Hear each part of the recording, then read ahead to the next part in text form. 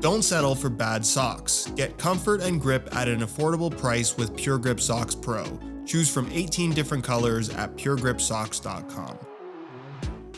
These are the pros and cons of the Adidas F50 Elite. They're quite easily the most hyped up football boots of 2024, but do they actually live up to the hype? Where if you guys enjoy these pros and cons videos and perhaps want to see more, don't forget to drop a like on this one and let me know which boots you'd like to see featured next down in the comment section. And of course, if you're not subscribed already, make sure you hit that subscribe button along with the little bell notification so you don't miss out on my reviews of all the latest football boots of 2024. Starting with what is easily my personal favorite aspect of the F50 Elite, and that is the touch that it provides on the ball. This Fiber Touch synthetic upper with the Sprintweb micro texturing on the surface, I think offers a great blend of that raw barefoot feel, but also some additional grip that doesn't come across as being too sticky. And extra grip on the ball is something that's been quite the theme amongst football boots in 2024.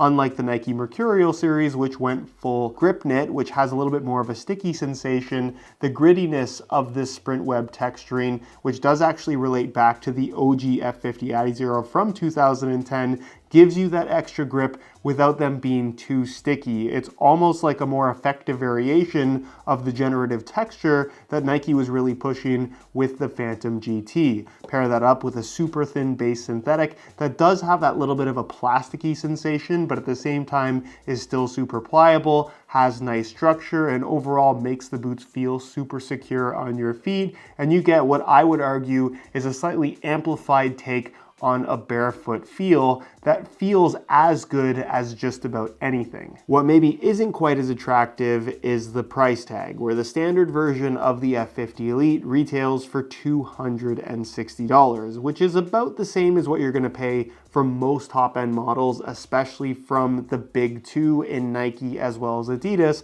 But when you're talking about that much money on a pair of football boots, you can effectively buy anything. And when you're talking about all the different options out there, now of course the decision becomes that much more difficult. With that in mind, like I always tell you guys, you almost never have to pay full retail. So if you are interested in a pair of F50 Elites, you can pick them up below their normal retail price by way of some exclusive SR4U coupon codes by checking out the first link down below. While I'm going to count this as a pro, I think it's a bit of a neutral point depending on your opinion, but the weight of the F50 Elite in a size 9.5 US is going to hover right around 190 grams, which puts it on par with most top-end speed boots currently on the market. If you compared it to its main competitor at the same price tag in the Vapor 16 Elite, those tend to be about 2 or 3 grams lighter in the same size, which is pretty much insignificant. With that in mind, being that this is an Adidas F50 with the original Adizero and really most F50 Adizeros other than the final one in 2015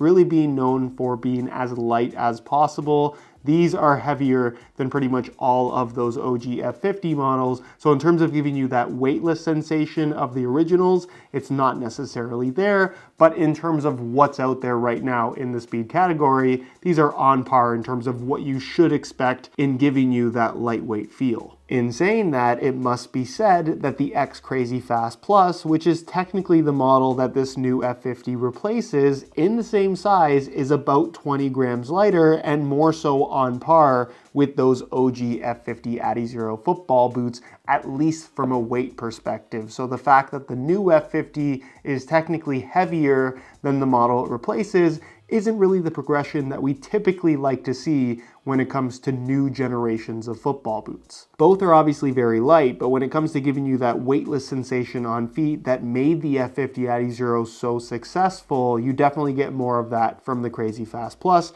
than you do the actual F50. However, what does it matter that a boot is lightweight if they don't fit well and feel comfortable on feet? And I think that's an element of the F50 Elite that Adidas have absolutely nailed. From a shaping, volume, and general width perspective, I think it's going to be a great shape for the vast majority of people. And from a comfort perspective, considering how light and thin the upper actually is, they feel pretty much good to go out of the box with very minimal break-in time. As far as no-nonsense speed boots go, when it comes to fit and break-in, this is pretty much as good as it gets for something that has a little bit more of that kind of plasticky style synthetic upper. Another huge but also fair point of criticism about the new F50 is the stud pattern, where obviously when you compare this to what was on offer from that original F50 Adizero in 2010, the layout is pretty well identical. Instead of those triangular shaped studs though, you have some blades underneath the heel,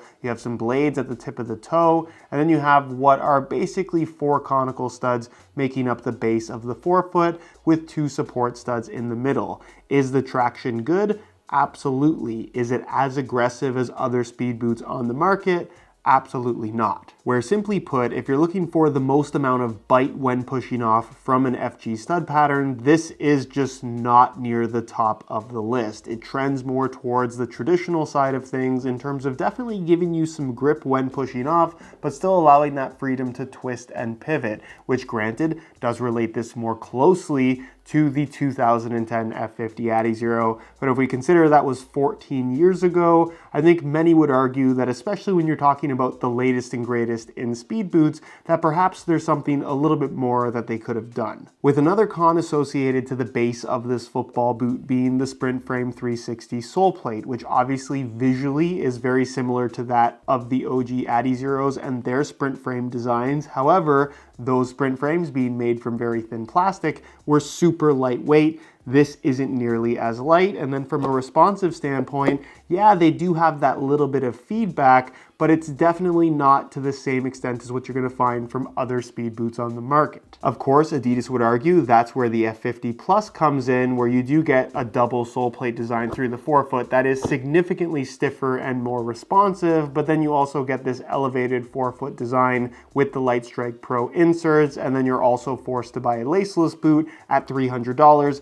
It's simply not for everybody. So the fact that on what is realistically the flagship most popular version of the F50, we're not getting any of that sole plate tech, or at least getting something that is definitely on the simple side of things. I could see why a lot of people would be turned off by that compared to other modern technologies and really much more responsive feeling sole plates that you can get from other options. With all of this criticism coming from a point of comparison to other speed boots, where I really don't think that objectively, when you're talking about performance characteristics like grip, like weight, like overall responsiveness, the F50 is not really a standout in any one of those categories. However, as a final product, one single unit, what I think Adidas have done exceptionally well with the F50 Elite is deliver on the heritage and nostalgia side of what the F50 is supposed to be and supposed to feel like. Obviously, they missed the mark a little bit with not making them quite as light as the originals, but in terms of giving you a blend of what made the F50 Adizero so successful over its first couple of years, when it was originally introduced in 2010, I feel like this new F50 Elite really does come across as the modern interpretation of exactly that feel. They could have just taken what they were already doing with the Adidas X over the last several years and rebranded the boots as F50s. And in some ways they have done that. They didn't abandon what they've been working towards with every new generation of speed boots, but I think what they have done really well is work in some of that OG F50 Adizero DNA into what is ultimately the Adidas F50 offering in 2024.